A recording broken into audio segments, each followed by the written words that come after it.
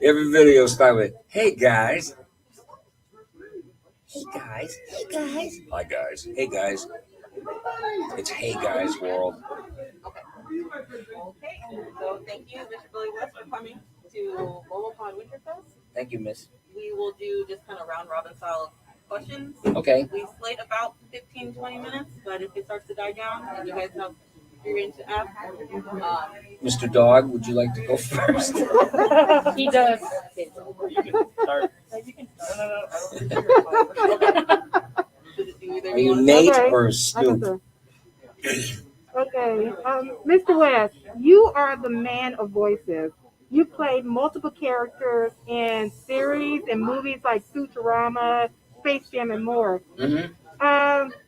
Have you ever had to portray more than one character in a scene? And what was the craziest scene you ever had to do? On Futurama, there was a few times where there'd be 6 pages of dialogue, and I was all the characters, so I was basically talking to myself. You meet a better class of people that way. No, but that's all I know how to do. I mean, somebody said, how do you do that? It's all I know how to do. I don't know what I would do if I couldn't do that. Wow. I'd be selling flowers, downtown. And with doing that, how do you switch voices so smoothly in those scenes when you have multiple characters? Well, I'll show you. Greetings from the year 3000. It still sucks. Good news, everyone. Bad news. She's a beautiful ship, all right. I'm going to fly her brains out. Young lady, bring me a sandwich from the dumpster and leave the maggots on it.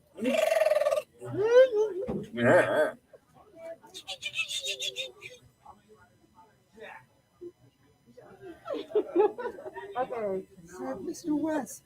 Yes. Mr. West. So, my dad's Mr. West. Well, I'm thinking Kanye West. Which is, Mr. West. So, as far as the characters that you voice, which one in particular would you say is most close to the heart, personality-wise or whatnot? I guess I would have to say Philip J. Fry, because when I was doing the characters, coming up with the voices, it dawned on me that some of them are so over the top that like impressionists could learn how to do them and stuff. And I said, but for Fry, I used what I sounded like when I was 25 years old, because I remember what I sounded like. I was whiny and nasally and complainy. I played in a band. Oh man, I broke a string. Shit. Well, now what am I gonna do? And I said, there's a voice no one can take. No one, you can't. There's nothing there, except that it's perfect for Fry. Yeah.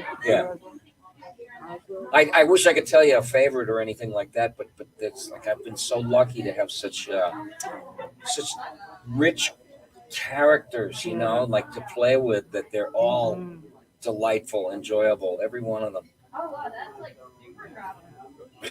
I mean, you even had the pleasure of doing both Elmer Fudd and Bugs Bunny, like in Space Jam and several other movies. Yeah, and I got to work with Michael Jordan too, Doc. The closest thing to a religious figure that we have. And I mean, you had, of course, Michael Jordan. You had so many stars in there along with yourself. And then you've done all these movies with those iconic characters. So. I got paid in carrots too. Okay. What am I gonna do with these? But does it make you feel nostalgic? Bugs Bunny is this icon within the United States. All over the world, really, exactly. for probably close to 80 years, 70 years.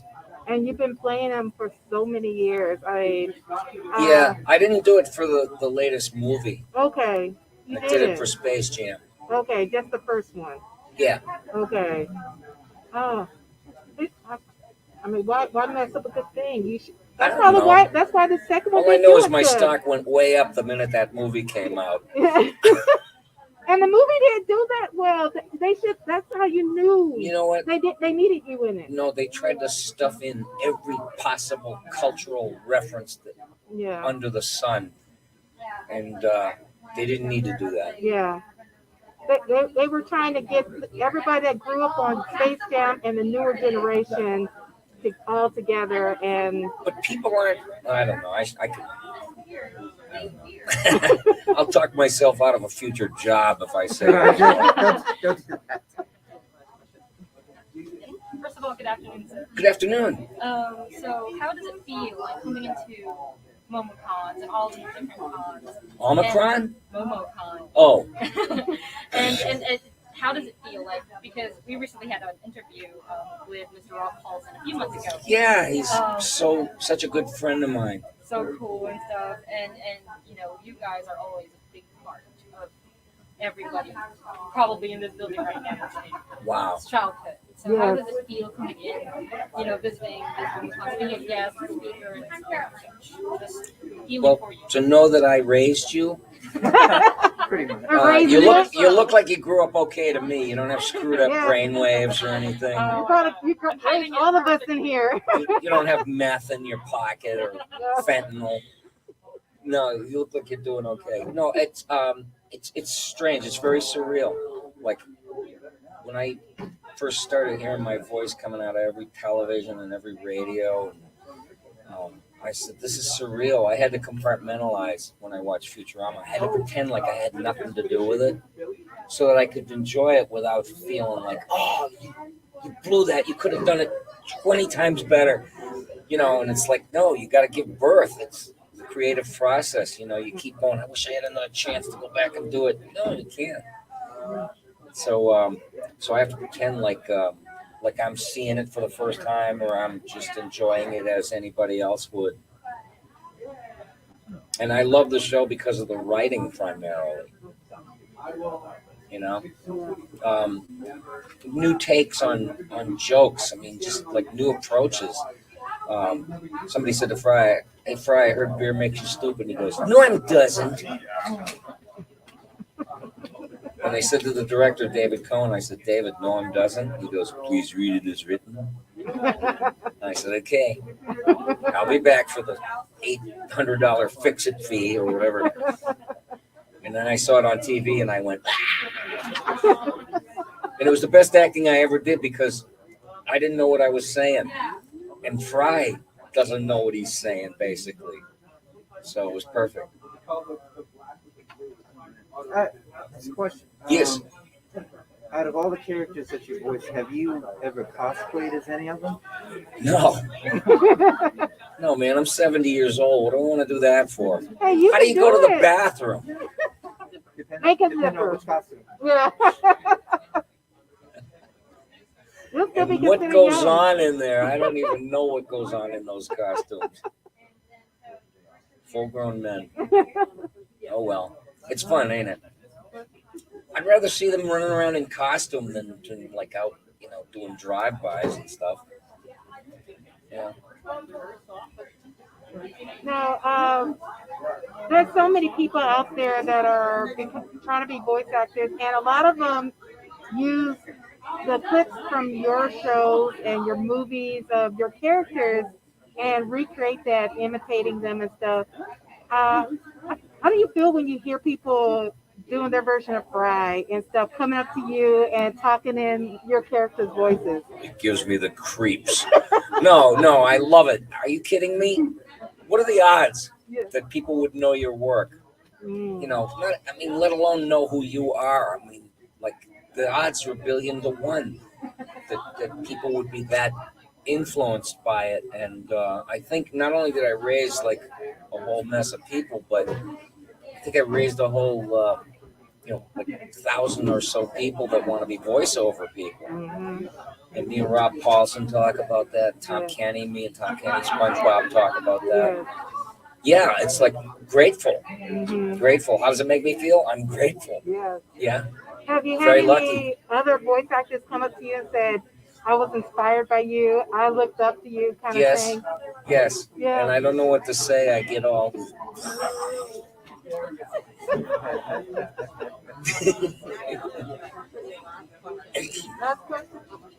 What made you decide you wanted to try out voice acting? Is that what you wanted to do when you were younger, or did you just had a talent for voices?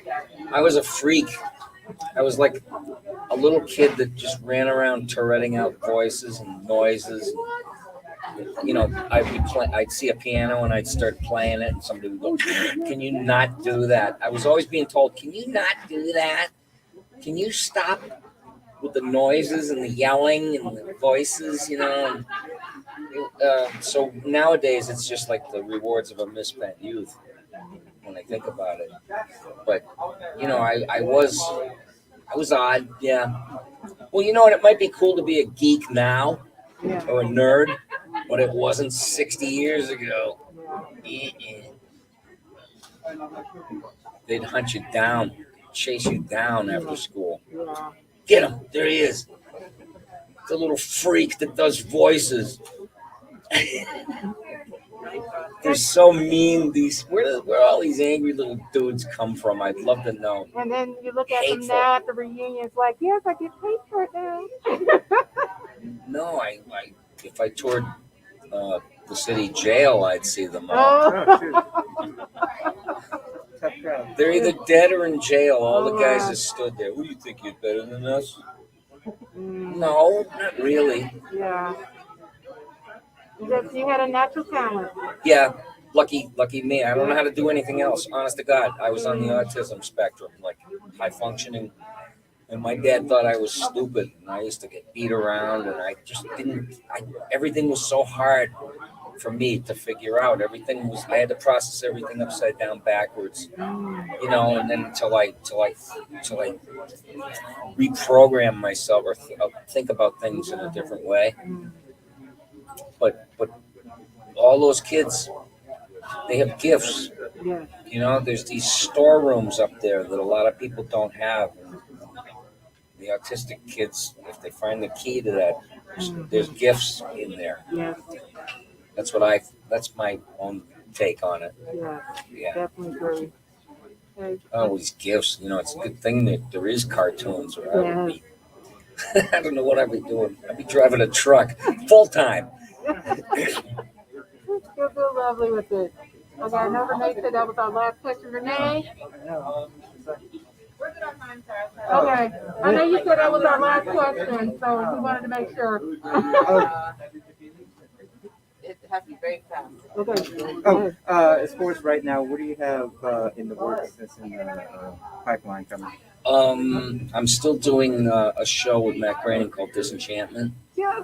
And I'm having so much fun because the characters are just beautiful, just like everything else he creates. And I'm in awe, you know, and just feel, again, lucky to be included in that. And let's see, I'm still doing the M&M's commercials. Do you know every Christmas on TV you see this commercial with the M&M's and Santa Claus? Mm-hmm. Do you know how long ago that was that I made that? Like 28 years ago. He is real. Yeah, that shows how iconic you are. Huh? That shows how iconic you are. Yeah. She was part of the American landscape. Exactly. Like Lysol. Okay, so that is our time. Thank you so much, everybody. It goes like so fast. Yeah. I gave the full 20, I think. So thank you. Thank you.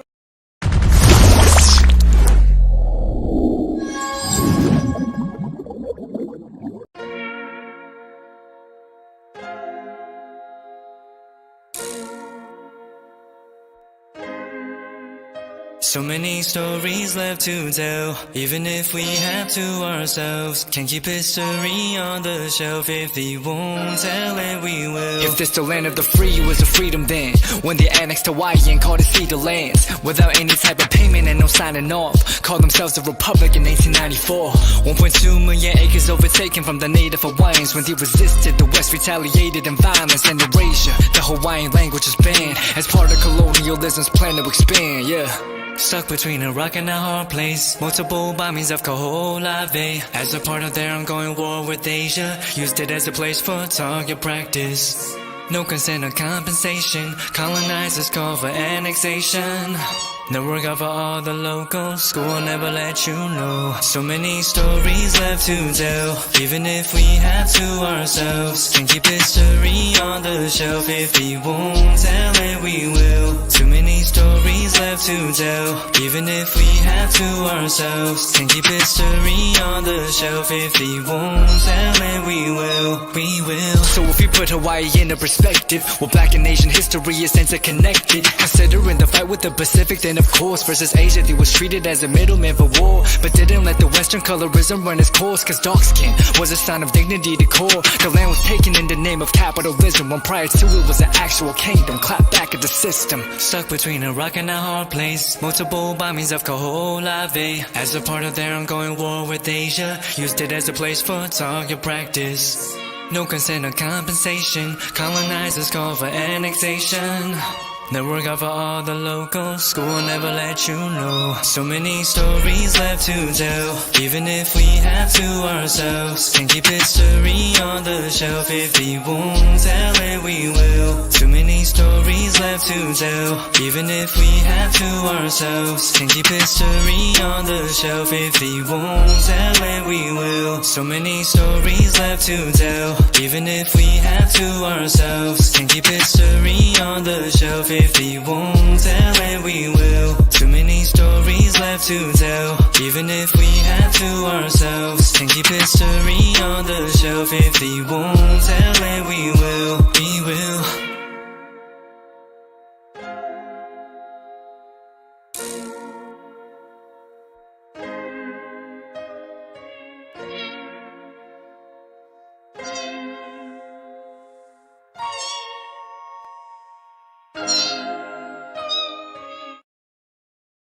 I'm Steve Bloom. I've been a voice actor for more than 30 years, playing characters like Wolverine, Starscream, Tank Dempsey from Call of Duty. With Bloomfox Studios, I've learned so much about myself.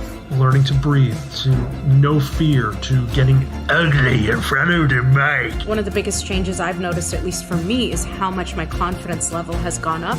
Done an Eastern European video game, an e-commerce commercial, a documentary. If you're thinking about getting into voiceover, just do it. Jump in.